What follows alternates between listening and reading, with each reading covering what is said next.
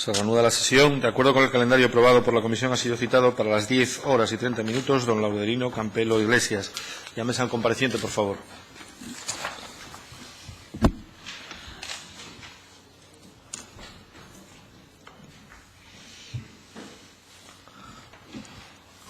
Hola, buenos días. Toma asiento, por favor.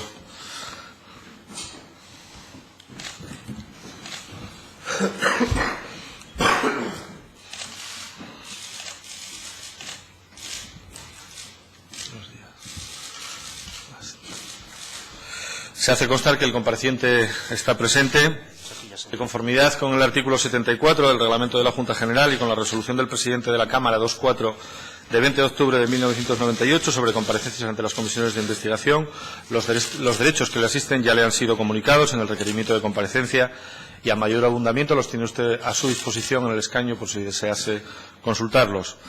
¿Desea, no obstante, que esta presidencia se los recuerde o se da instruido de esos derechos? Bien, se da por instruido. Cuando tenga que hablar, encienda el micrófono porque si no, no queda reflejado. Tal y como se le comunicó en tiempo y forma, su comparecencia ha sido requerida para que en su condición de ex vicesecretario general del SOMA UGT y ex portavoz del Partido Socialista en el Ayuntamiento de Langreo preste testimonio sobre la situación y circunstancias de los hechos objeto de investigación y sobre todo lo que conociera en relación a los mismos, en especial sobre las informaciones relativas al posible enriquecimiento de don José Ángel Fernández Villa. Como también se le ha comunicado en tiempo y forma, tiene la posibilidad de efectuar una exposición previa, si así lo desea, por no más de 30 minutos. Seguidamente, los grupos parlamentarios podrán, por un tiempo aproximado de unos 30 minutos, formularle preguntas de acuerdo con el siguiente orden: Grupo Parlamentario Mixto, Grupo Parlamentario Izquierda Unida, Grupo Parlamentario Popular, Grupo Parlamentario Foro Asturias y Grupo Parlamentario Socialista. Por último, podrá el compareciente intervenir para hacer aclaraciones o precisiones por no más de 5 minutos. La comparecencia se desarrolla en sesión pública, se graba y se publica en el diario de sesiones de la Junta General, que podrá consultarse en la página web de esta Junta y seguirse en directo también a través de la web. ¿Desea el señor Campelo hacer una exposición previa? Tiene la palabra por un tiempo máximo de 30 minutos. Muchas gracias. Buenos días a todos. En primer lugar, quisiera decirles que hace 16 años, 2 meses y 8 días que abandoné voluntariamente la Comisión Ejecutiva del SOMA FIA UGT. En los últimos 5 años fui vicesecretario general.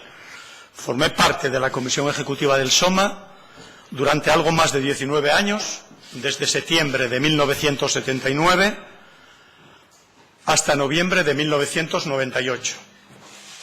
Me prejubilé de UNOSA en el año 1997 y al año siguiente, cuando se celebró el Congreso Ordinario del sindicato, decidí no presentarme a la reelección. Por ello, no he podido seguir lo que sucedió allí desde ese momento, el 21 de noviembre del año 98. Los hechos que ustedes están investigando aquí, si como todo parece indicar son ciertos, ponen de manifiesto que el discurso sindical y político de José Ángel Fernández Villa fue una gran mentira. Él siempre basaba sus intervenciones en hablar de forma reiterada y casi machacona de cualidades como la lealtad, la honestidad, los principios y los valores. Yo se lo he podido escuchar cientos de veces. La lealtad es una cualidad que él nunca tuvo con nadie. Cuando habla de lealtad, cuando hablaba de lealtad, estoy convencido que se refería a la que los demás deberían de tener hacia él. Y pobre del que se atreviese a salirse de ahí. Yo algo de eso conozco. De estas afirmaciones podría ponerles algunos ejemplos, pero creo que no es necesario hacerlo en este momento. Sobre los principios y los valores a los que él reiteradamente aludía en sus discursos, como puede verse ahora, eran una auténtica farsa. Se podría decir lo de dime de lo que presumes y te diré de lo que careces. En el año 2012 llevó la minería a una huelga de desgaste de más de 3 meses, lo que ocasionó penurias económicas muy importantes en muchas familias que tuvieron que aplazar sus hipotecas, sus créditos y sus gastos de todo tipo. Se ocasionaron pérdidas económicas muy importantes en otros sectores como el comercio, la hostelería y otros, tanto en las comarcas mineras como en Asturias. Y hace unos meses nos enteramos que mientras esto sucedía, en el año 2012, el señor Villa estaba regularizando 1,4 millones de euros con la agencia tributaria. Esto me parece intolerable. Solo lo puede hacer una persona carente de la más mínima dignidad personal, sindical y política. Sobre sus múltiples enfermedades, esta siempre fue una cantinela que él utilizó cuando le interesaba. ¿Cuántas veces dijo eso de «estoy muy malo»? Sería interminable poder recordarlas. No quiero decir que a veces no pudiese tener algo, pero si consideraba que le convenía jugar el papel de víctima y aparentar estar más enfermo, lo hacía. Lo he visto varias veces. He dicho públicamente en alguna ocasión que físicamente se parecía a Alfredo Landa, pero que era mejor actor que él. Lo he podido comprobar en varias interpretaciones magistrales, como él mismo decía. No obstante, en esto de estar enfermo, alguna vez tendrá que ser verdad, porque la salud de las personas no es eterna, y seguro que la de él tampoco lo es. Pero lo que yo he podido ver en la década de los 90 había más de exageración que de realidad. Lo del síndrome confusional transitorio para mí es nuevo. No sé si en las circunstancias actuales le pueda interesar más no recordar. Si tuviese que aparentar que padece una pérdida de memoria, es capaz de hacerlo, aunque sinceramente no sé si este será el caso actual. Por otro lado, creo que si ustedes se remontan a demasiados años atrás, pueden estar perdiendo el tiempo. Parto de la base de que a todos ustedes tienen interés en conocer el posible origen ilícito del dinero. Podrían, por citar algún ejemplo, investigar las obras de construcción de la residencia de mayores del Montepío de la Minería Asturiana en Felechosa, y es posible que encuentren algunas respuestas.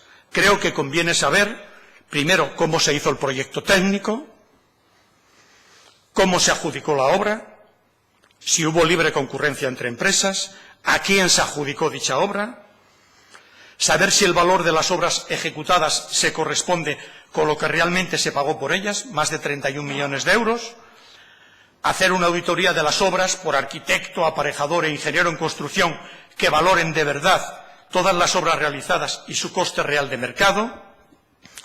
¿Por qué es siempre la misma empresa la que hizo todas las obras importantes del Montepío durante los últimos años en Roquetas de Mar en Almería, en los Alcázares en Murcia, en el balneario de Ledesma en Salamanca, inversiones cercanas a los 10 millones de euros en estos tres sitios?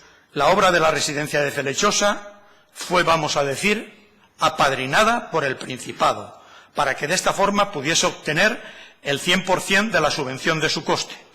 El Montepío de la Minería Asturiana, como entidad privada, solo podía conseguir hasta el 45%, tal y como establecían las normas. Así que ustedes pueden y tienen la obligación de investigar a fondo qué es lo que pasó. Y estas son algunas reflexiones que quería hacerles, y ahora estoy a su disposición para responder a las preguntas que ustedes estimen oportunas. Muy bien, muchas gracias. Comenzamos con el turno de preguntas. En primer lugar, para ese turno tiene la palabra el Grupo Mixto. Yo soy su portavoz, le formularé algunas preguntas. Durante este turno ostentará la presidencia de la comisión la vicepresidenta, doña Esther Landa. Usted ha relatado que fue vicesecretario general del SOMA UGT entre enero del 94 y noviembre del 98, ¿no? Y en noviembre del 98 es cuando cesa. Bien. Durante ese periodo el sindicato les pagaba dietas, les pagaba retribuciones, y en su caso, ¿cómo se las pagaba y qué cuantías? Estoy hablando a los cargos del sindicato.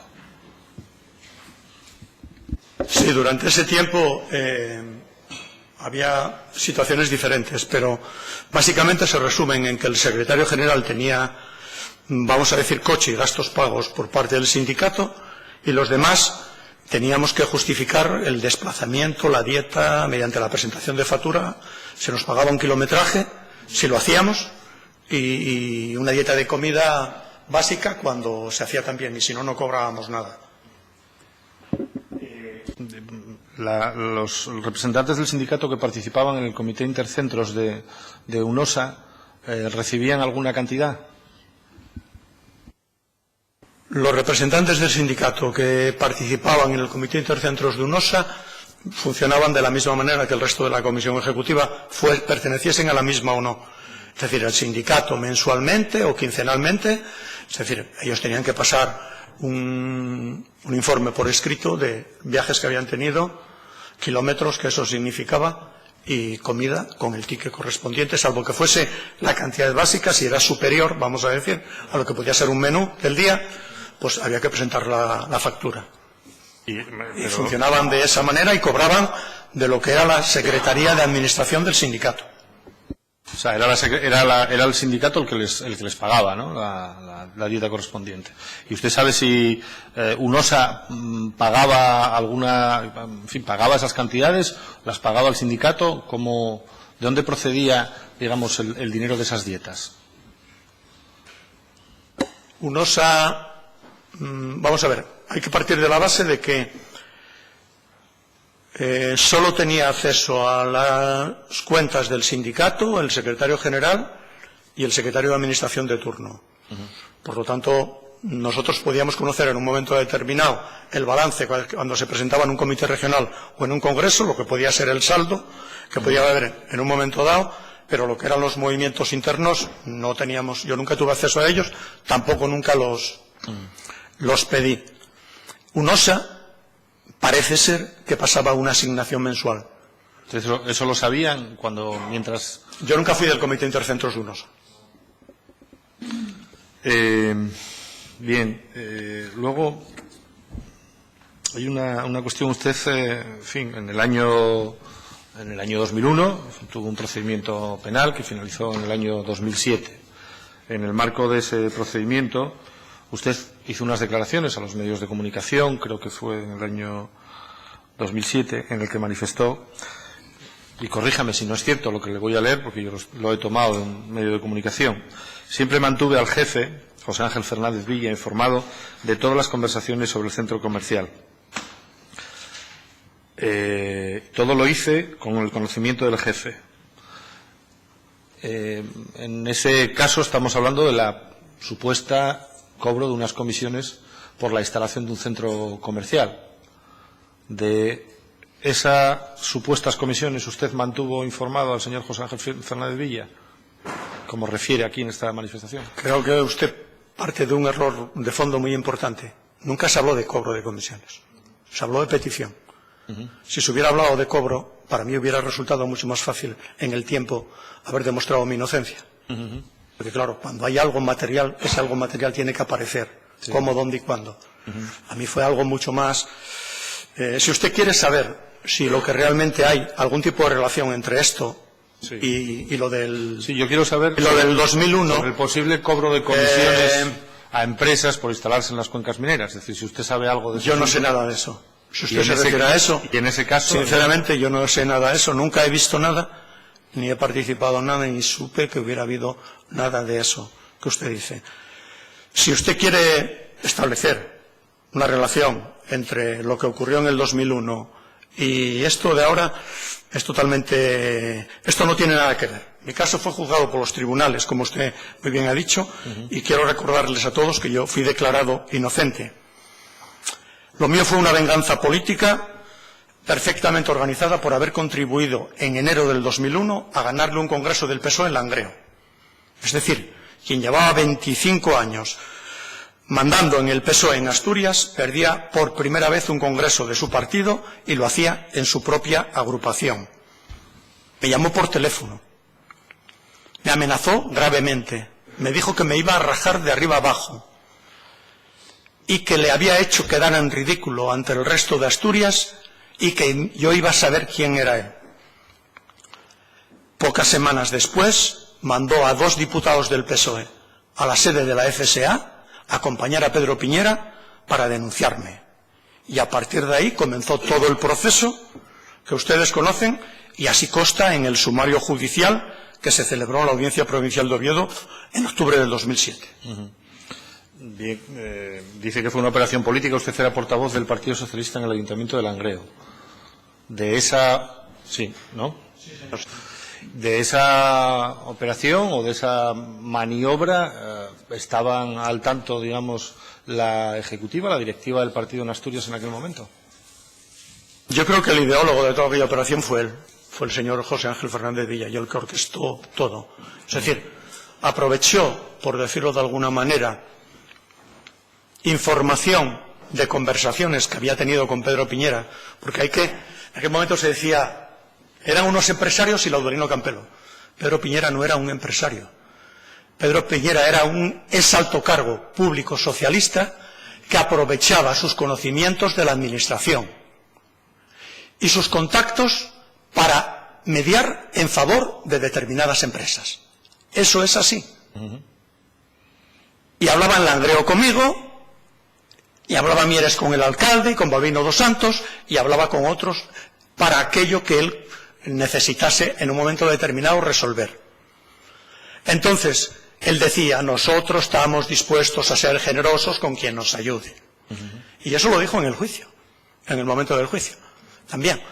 Entonces, yo informaba de todas las conversaciones a José Ángel, y él aprovechó la información del verano del 2000 para cuando en el año 2001 hice lo que él consideró que no tenía que haber hecho, que era enfrentarme a él, avalar una candidatura que ganó a la suya en un congreso del PSOE en Langreo. Esa humillación me la hizo pagar. Y me avisó por teléfono, aunque luego lo negaba, pero cuando llegamos a la audiencia apareció una copia de la factura de su teléfono que la solicitó el juez, donde había una llamada de 33 minutos, él decía que no había hablado conmigo, que era mentira, 33 minutos de su teléfono al mío y otra de 12, en las que yo les he dicho antes que me amenazó, me dijo que me iba a rajar, y no lo hizo físicamente, pero políticamente sí. De esa tarea usted ha hecho referencia a un exalto cargo socialista que mediaba con las administraciones. Ahí sabe si se cruzaban contraprestaciones económicas, comisiones, algo. ¿Puede asegurar algo de esto? Le digo que él mediaba. Él interfería en favor de determinadas empresas. En este caso la empresa era Codema. La alianza para Langreo en el centro comercial era Codema Leclerc, pero era Codema, la empresa, vamos a decir, asturiana, y él mediaba en favor de determinadas empresas para pues conseguir el objetivo que pretendiera la empresa, un proyecto, en este caso era una licencia para un centro comercial, licencia que tengo que recordar que se concedió tanto por el Ayuntamiento de Langreo como por el Principado, y que luego no se ejecutó el proyecto, lo cual demuestra la fiabilidad de este personaje. Es decir, consiguió la licencia, pero no ejecutó el proyecto. Pero usted no sabe si había cobro de comisiones o... No hubo, en ese tema que yo sepa, no hubo nada. Solo había insinuaciones tendenciosas por parte del señor Piñera en la línea que le dije antes. Y en otras y están en el sumario, si ustedes tienen acceso al sumario del juicio que se celebró en la audiencia provincial en octubre del 2007, todo aparece ahí, en las declaraciones de los testigos y en la instrucción del caso. ¿Y en otras operaciones, a ver si hubo actuaciones similares? Que yo sepa, no, señor. ¿Sabe? No, yo nunca las he visto. Por lo tanto, tengo que dar por hecho que lo que no he visto no existe. Muy bien, por mi parte yo no le voy a hacer más preguntas.